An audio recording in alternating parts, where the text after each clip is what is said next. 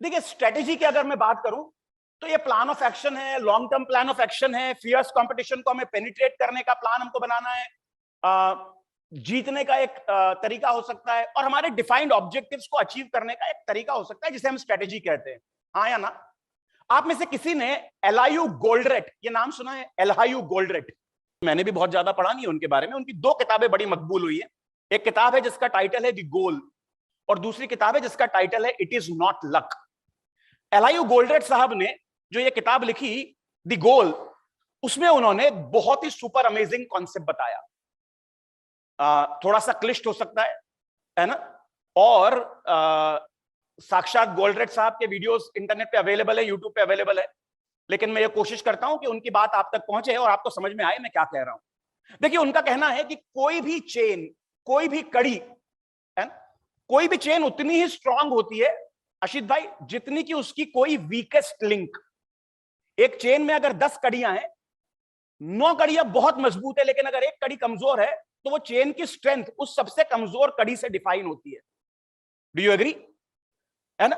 इसी तरह अगर कोई एक प्रोसेस माना जाए, इंश्योरेंस का कोई एक प्रोसेस है, अगर हम ये कहें कि इंश्योरेंस का एक सेल्स प्रोसेस है, देखिए ये हमारे इंश्योरेंस का सेल्स प्रोसेस, किसी भी चीज का सेल्स प्रोसेस है। Suspecting, prospecting, approach, negotiate, close और रेफरल मांगते हैं हम लोग, यही हमारी सेल्स साइकिल है ना?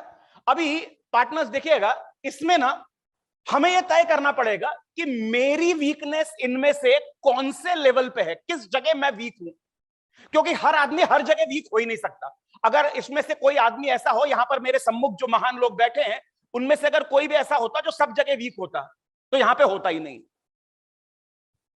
ये सब लगभग सब वो लोग हैं जो ऑलरेडी 90% मार्क्स ला रहे हैं, मेरिट में है।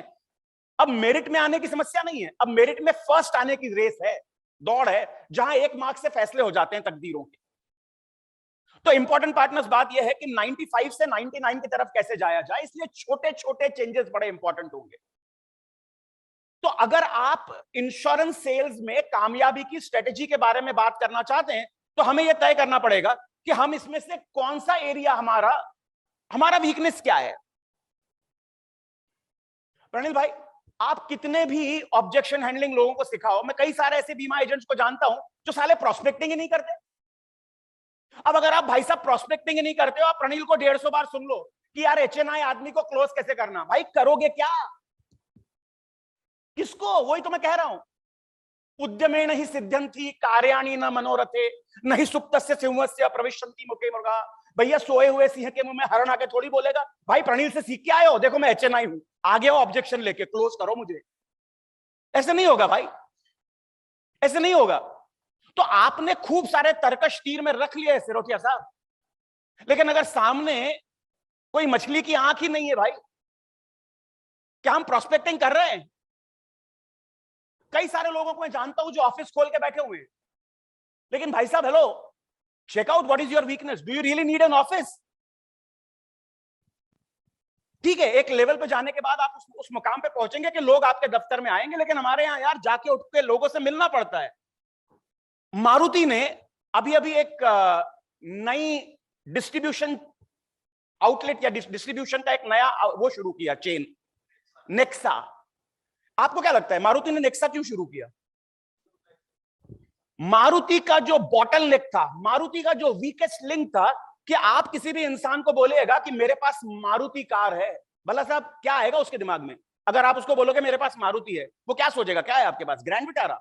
वो ये सोचेगा कि आपके पास 800 है, भले ही आना बंद हो गई अब, लेकिन मारुति मतलब 800 साहब, किजाशी या ग्रैंड विटारा नहीं आता किसी के जहन में। तो मारुति को अपनी स्ट्रेटेजी बनानी पड़ी कि उनको नेक्सा लाना पड़ा ताकि प्रीमियम सेगमेंट में एंट्री हो सके। मर्सिडीज ने क्या किया साहब? जिस वक्त मैंने खरीदी थी उस वक्त C class was the entry level model, right? अभी क्या हो गया? ए और बी भी आ गए। क्यों आ गए भाई साहब ए और बी? क्योंकि सी क्लास शुरू ही होता था 50 लाख से। तो मर्सिडीज वालों को यह चाहिए था कि 50 लाख से नीचे वाले जो सेगमेंट है उनमें भी घुसे। तो मर्सिडीज ने छोटी गाड़ियां लाई ए और बी कैटेगरी की। लेकिन मैं आपको क्या कहने की कोशिश कर रहा हूं साहब, मर्सिडीज ने अपने मॉडल्स को डाउनग्रेड किया या डाउनवर्ड डिस्प्लेस किया, मारुति ने अपने एक्सपीरियंस को अपवर्ड ये किया।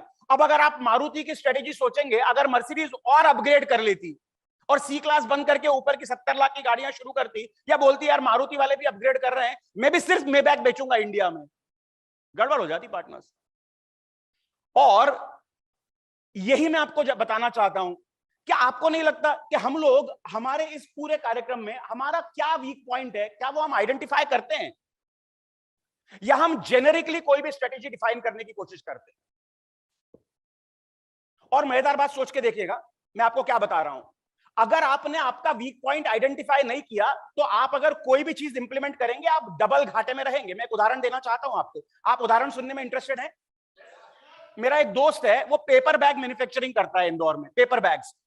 उसके पास कटिंग के लिए, प्रिंटिंग के लिए शेट्टी सर ऑटोमेटिक मशीन है, जर्मनी की हेडलबर्ग, पैसे वाला आदमी है, गोयल।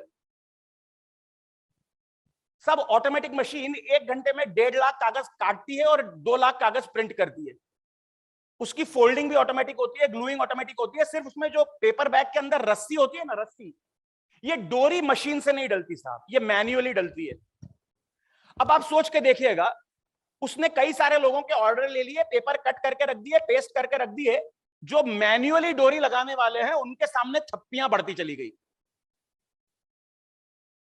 और साहब अगर आप मैन्युअल डोरी लगाने वालों के सामने ऐसी थप्पियां बनाते चले जाएंगे, उनकी एक लिमिटेड एबिलिटी है। अगर आपकी पेपर बैग वहां पे ज्यादा पाइल होती चले जाएंगे, थोड़े दिनों में आपका 10-20% वियर एंड टियर और मैला वैला होने से खराब हो जाएगा। यानी अगर आपको स्ट्रेटेजी बनानी है तो आपको सारी चीजें एक साथ अपग्रेड करने की स्ट्रेटेजी नहीं बनानी भाई साहब। आपको तो आपका बॉटलनेक याद, आपका बॉटलनेक आइडेंटिफाई करना है, और आपकी सक्सेस स्ट्रेटेजी ऐसी होनी चाहिए जो आपके बॉटलनेक को अपग्रेड कर सके, बस। अगर आपने सोचा मुझे डबल कैपेसिटी करनी है, आपने 1.5 लाख प्रिंट करने वाली एक और मशीन लगा ली, तो आपकी वर्किंग कैपिटल डबल घुस गई। आपके जो बॉटलनेक है उसके सामने जो थप्पी अभी 10 मेट्रिक टन की थी, वो 20 मेट्रिक टन की हो जाएगी। BITV चैनल पर आपका स्वागत है। BITV यूट्यूब चैनल पर सब्सक्राइब करिए, बेल आइकन दबाएं।